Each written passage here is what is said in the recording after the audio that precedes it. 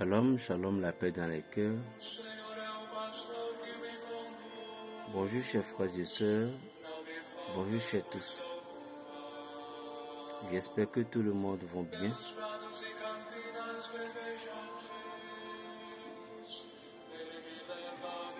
On est 4h10. Nous allons parler de quelque chose de très important, quelque chose de très sacré. Quelqu'un m'a demandé comment ouvrir le ciel. Comment ouvrir le ciel? Comment peut-on ouvrir le ciel? On peut ouvrir le ciel selon notre religion. Ouvrir le ciel à plusieurs manières. Mais chez nous, les catholiques, ouvrir le ciel, on commence par au nom du Père, du Fils et du Saint-Esprit. Normalement, à l'heure dont vous avez ouvert le ciel, vous n'avez plus droit à ouvrir la bouche pour discuter avec une autre chose. Même à l'église, quand le prêtre fait au nom du Père, du Fils et du Saint-Esprit, vous avez ouvert le ciel déjà. Donc, en ouvrant le ciel, c'est-à-dire, vous vous êtes déjà positionné pour être en contact avec l'être divin.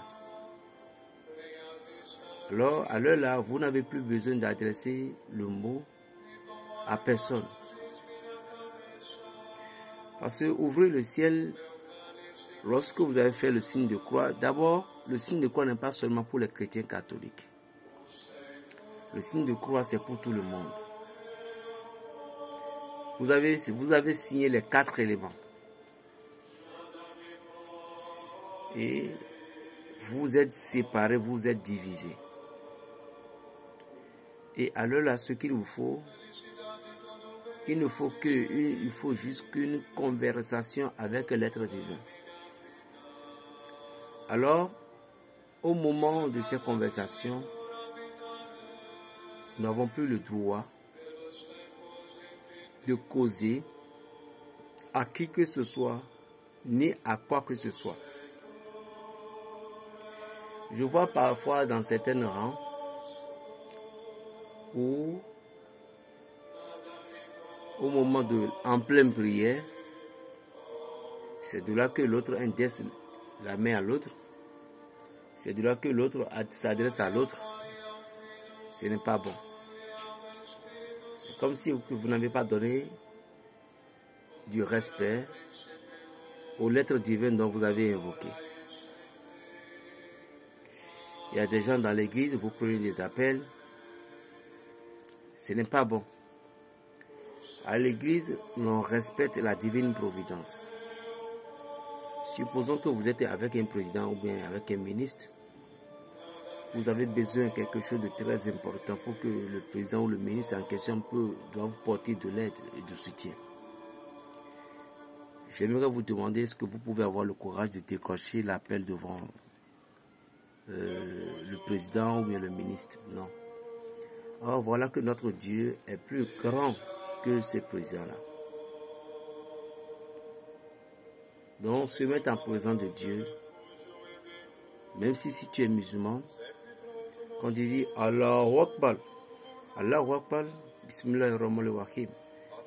Au moins, quand tu as prononcé tous ces deux mots, mon frère, ma soeur, il faut savoir que tu n'as plus droit à l'erreur de prononcer encore de mots au frère qui est à côté de toi jusqu'à ce que tu ne termines ce pourquoi tu as ouvert.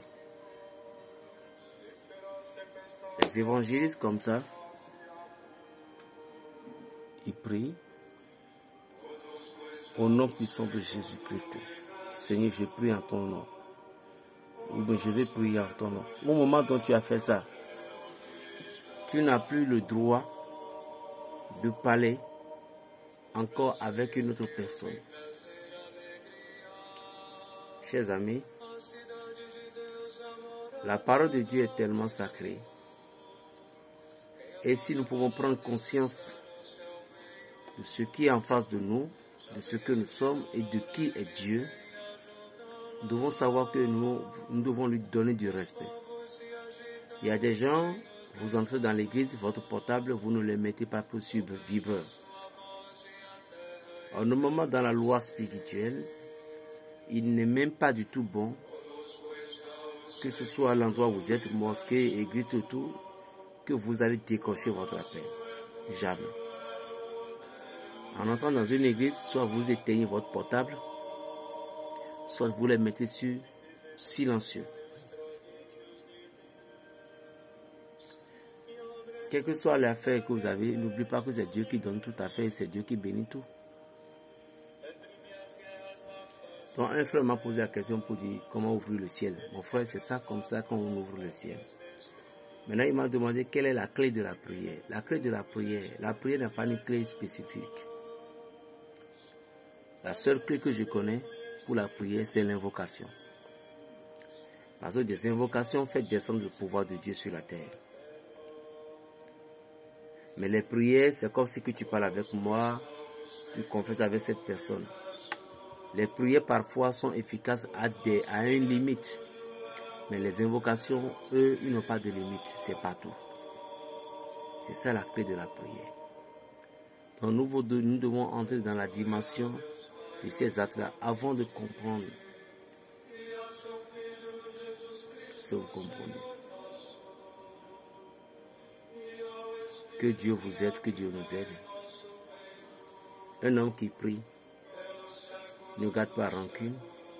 Il est toujours humble et amour. Paix dans le cœur, plus 229, le 95, 26, 41, 46. Belgique a fait le bénir.